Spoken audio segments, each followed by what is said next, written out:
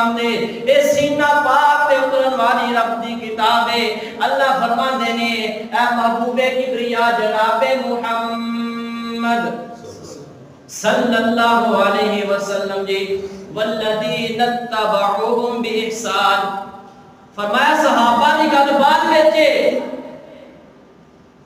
اے صحابہ جنہ ہجرت کیتی ہے جنہ مدد کیتی ہے انہاں دی گل بات وچ فرمایا صرف یہی لوگ نہیں فرمایا والذین اتبعوہم بإحسان اے جنہ صحابہ دی پیروی کیتی ہے اللہ فرماتے ہیں کہ میں انہاں واسطے جنت تیار کر دیتی ہے میں دسو پھر صحابہ دا مقام کی ہوئے گا صحابہ دا رتبہ کی ہوئے گا اسی طرح اللہ قرآن اندر فرماتے ہیں کہ وَيُدْخِلْهُمْ جَنَّاتٍ تَجْرِي مِن تَحْتِهَا الْأَنْهَارُ اللہ فرماتے ہیں انہاں نو جتھے میں داخل کرنا ہے نا جنت دے باغات دے اندر اون دے تھلے میناراں چل رہیاں ہو گیاں کہ صحابہ دا مقام اتنا رتبہ اتنا ہے انہاں نو بلندیاں میرے رب نے دتیاں نے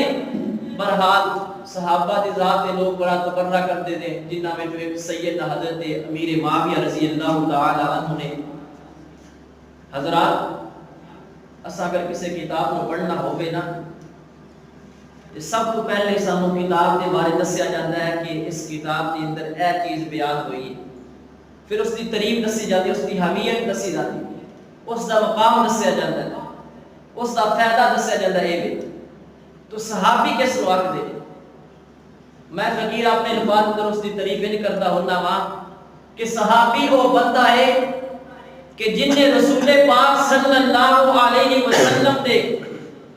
سامنے میرے مصطفیٰ دے ہتھاں تے ہاتھ رکھ کے اسلام دا شرف قبول کیتا ہے اور ساری زندگی نبی پاک علیہ الصلوۃ والسلام دے نال اے چل کے گئے نے اے نہ مال دی پرواہ کیتی ہے نہ اولاد دی پرواہ کیتی ہے نہ خوشی تے غم نو دیکھیا ہے نہ دکھ تے چاہ نو دیکھیا ہے اگر انہاں ہر وقت دیکھیا ہے تے سونے نبی علیہ الصلوۃ والسلام دی عقیدت اور محبت نو دیکھیا انہاں وچ اگر حضرت امیر معاویہ رضی اللہ تعالی انہاں دی والدہ دا نام ہے حضرت ہندہ بنت عتبہ رضی اللہ تعالی عنہا انہاں دے والد دا نام ہے حضرت ابو سفیان رضی اللہ تعالی عنہ کتنی قسمت والی گل ہے والدہ بھی صحابیہ نے باپ بھی صحابی ہے تے بیٹا خود بھی صحابی ہے کتنے شرف دی بات ہے سیدنا حضرت ہندہ بنت عتبہ رضی اللہ تعالی